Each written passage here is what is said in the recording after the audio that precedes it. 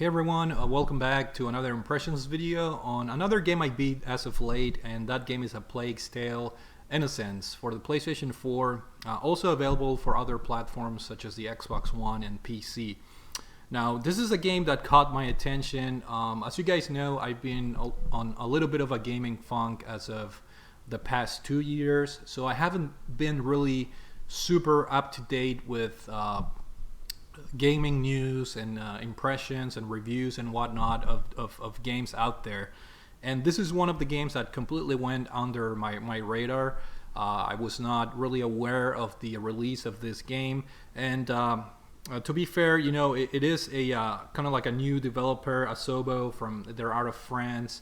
And what did caught my attention is when I was watching some videos of best games of 2019 from different channels, you know, major and small. This game came up in a lot of the channels, namely Karek from ACG. You know, he picked, this is one of his top 3 games of 2019, so that alone kind of like, you know, piqued my interest. So I ended up buying this game early in the year and decided to, you know, give it a shot, and I'm really happy I did. A Plague Tale: Innocence, it's a very a moving game. You know, it's one of those games kind of like Brothers, A Tale of Two Sons, or games like Eco, when as soon as you know there's two main characters that are either brothers or relatives or lovers or friends, you know there's going to be some sort of emotional connection between the game and the player. So A Plague Tale is no different, and it offers that type of experience. As far as the story, I did enjoy the story. It's a little bit I know it's a coincidence, you know, I beat Resident Evil 2 not too long ago, and now I'm playing this, which, you know, the whole pandemic thing, it's just a coincidence, guys. It's not like I'm purposely trying to play games that are related to pandemics or anything, but this game obviously deals with the Black Plague that happened, you know, many centuries ago, and the game has a focus on the area in Europe, in France, obviously.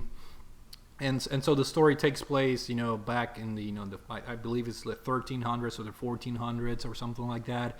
And you take the role of Amicia, this girl. I think she's 15 years old, and you go on a journey with your little brother Hugo, which he is suffering from this unknown disease that is affecting him. And your role as the older sister is to protect him and try to find a cure, and at the same time figured out what the heck is going on, because you're being chased by the Inquisitors, or the Inquisitors. That's how their name, basically this group from the by the church, that it's after your little brother. So apparently, the disease that your little brother has caught the interest of the church for some reason, and that's another part of the mystery you're trying to solve as far as the story of the game is concerned. So the story is very interesting. I'm not gonna spoil anything. I do have to say that later in the game, in the later chapters, I think the story took a nosedive, unfortunately. It's not like the game is ruined or anything, but the quality and my interest kind of like fell down a little bit towards the end of the game. There are some things that, in my opinion, didn't make a whole lot of sense, or were just not up to par with the quality that the game was portraying earlier on. So that's a little bit unfortunate, and it kind of dinged that greatness that I was experiencing earlier on in the game. But nevertheless, I think the story is pretty solid. It's pretty interesting. It offers a lot of historic, you know, references to the pandemic, the Black Plague that happened. You know, it's an event in history, but also a lot of emotional things between you and your little brother, and other characters that you meet along your journey. That, you know, and then let's just talk a little bit about the graphics. I think the game looks great. I did play this on the original PS4. It's not the Pro, but nevertheless, I thought the graphics were very, very impressive, especially from the developer, which I haven't heard too much from them. I think this is kind of like their first game, so they don't have like a like a previous history as far as I know. So that was pretty impressive on how good the game looks, the character models, the textures, and everything. And the art direction, the atmosphere. I think they did a fantastic job of recreating, the setting of Europe, back then, and that was very impressive in my opinion. So the graphics it's actually one of the higher points in the game. Pretty impressive lighting effects, and the game runs pretty well. Even though I did play it on the original on the OG PS4. Sound is also pretty good. Very good voice acting in my opinion, by both Amicia and Hugo and the other characters. As I mentioned, you meet other characters throughout the game, and the voice acting is pretty good. The script is pretty good. You have to keep in mind that Amicia, she's a teenager. Hugo, he's a young boy. I think he's 5 years old. And so I think the voice acting is appropriate. The scripting it's also pretty good, and then the soundtrack is also really good. Some pretty good soundtrack pieces that accompany you throughout your journey. But let's focus on the gameplay, which is an area that I was very impressed. This is for the most part a stealth game. You have options. For most of the game, you have to try to avoid enemies. You have to sneak behind them or sneak around them. And as you progress through the game, you do upgrade your skills, and eventually you can start killing enemies, which it's a little bit. I thought it was a little bit funny because it reminded me of Nathan Drake as I was playing. Because towards the end of the game, you do have to fight a lot of enemies and therefore kill a lot of enemies. And so you have this teenage girl, Amicia. She's only 15 years old. And the first kill you get in one of the earlier chapters, your weapon is essentially a slingshot. And when you kill the enemy, she feels really bad. There's like a cinematic scene where she's just completely broken down. And then you have your little brother Hugo. He's also affected by it. But it's just funny how later in the game you're just swinging your slingshot and just headshot, killing enemies left and right. She becomes basically this serial killer. But it's a video game, and it is what it is. Another unrealistic quote unquote aspect of the game is in the stealth sections. This game suffers from what I call it the Last of Us syndrome. Which is, when you're trying to hide from enemies, whoever is your companion, whether it's your little brother Hugo or some other NPC that you meet through the game that joins your party, you would be hiding behind a box, and they would be sticking out, and then the enemy would walk right in front of you, and they would not see your companion. So it's kind of like a little bit distracting, but I can see why it's there, and it reminded me of The Last of Us. When I played that game back in 2013 or 2014, whatever was it, how in some instances Ellie would be sticking out and be on completely inside of the enemy point of view, and nothing would happen. So I thought that was somewhat funny.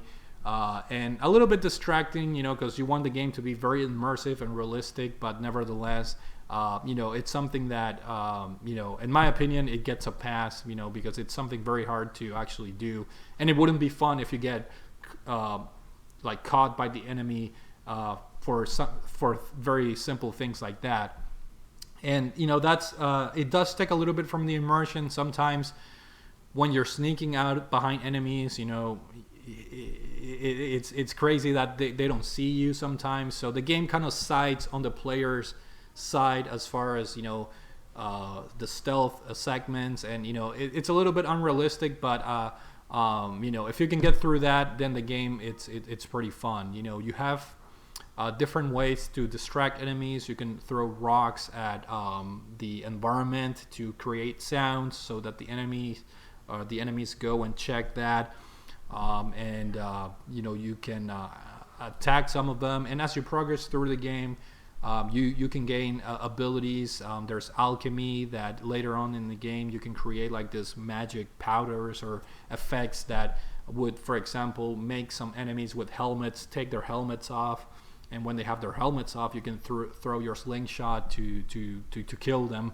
The game gives you like a very good options as far as not killing enemies or trying to go around them or do different things. It's a linear game, but you have options in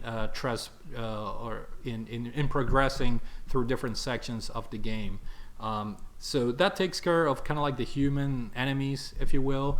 And then you have the other types of enemies in this game, which are the rats. Obviously, this game takes place during the Black Plague, and the rats are obviously your enemies. And it's a very interesting gameplay aspect, in which you have to use light in order to scare the rats away. So if you're carrying like a torch or something, the rats won't attack you. But if the torch runs out of fire or something, then obviously they will attack you and kill you. So a lot of the puzzles of the game and a lot of the progression revolve around trying to avoid the rats attacking you. And I thought that was very interesting. I had a lot of fun sometimes trying to figure it out, how to get past sneaking through enemies, and how to get past using different light or fire get through the rats sections of the game. And sometimes you can combine both, in the sense that, for example, you would have an enemy soldier holding a candle in his hand, and you can throw a rock into the hand holding the torch, for example, and the torch would fall to the ground. No light anymore, so the rats would attack the enemies. So you can kind of control the rats in that way to attack the enemies, and therefore you can progress through the next section. The game is not necessarily very long. It takes around, I would say, 10 hours to beat the game. I did go the extra mile and got all the collectibles. So the game took me around 15 hours, and it's a somewhat easy platinum trophy to get. So I went for it. You basically have to complete the game and get all the collectibles. There are some other minor missable trophies, but there's chapter select after you beat the game. So I was able to get the platinum trophy for this game. It's not incredibly hard to do that. The game does ramp up in difficulty as far as the later chapters. Some of the boss battles are a little bit challenging, especially the final boss had me very nervous. I almost had a nervous breakdown. I was very angry. But I once you figured out kind of like what to do, it's just a rinse and repeat method. But nevertheless, he was a pain in the ass, in my opinion. But other than that, I did enjoy the characters. I did enjoy the graphics. I did enjoy the soundtrack. The gameplay was surprisingly fun, and the overall setting and story links to the game, to real life events that happen here in humanity. I think it was a worth game exploring, and I can see why a lot of people praise this game to no end, and a lot of people put it very high on their top of 2019 game lists. So nevertheless, I did enjoy A Plague Tale: Innocence. Very likable characters. I know some people complain about Hugo, being very annoying. I didn't really mind him. I thought he was for being a 5-year-old, he did pretty well throughout the game. And I enjoyed all the characters, and especially Amicia.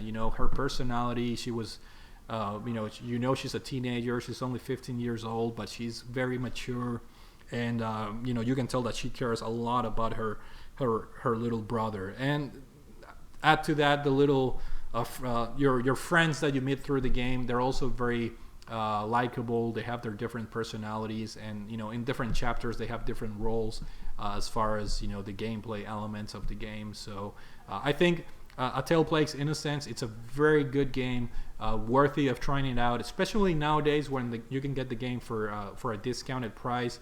And I'm hoping, I think there are rumors that there is a sequel coming up for the game, so I hope that's true. I wouldn't mind checking out another game in this history or universe, if you will. So that's it for now. Hopefully you guys enjoyed this video. Thank you for watching, and I will see you all later.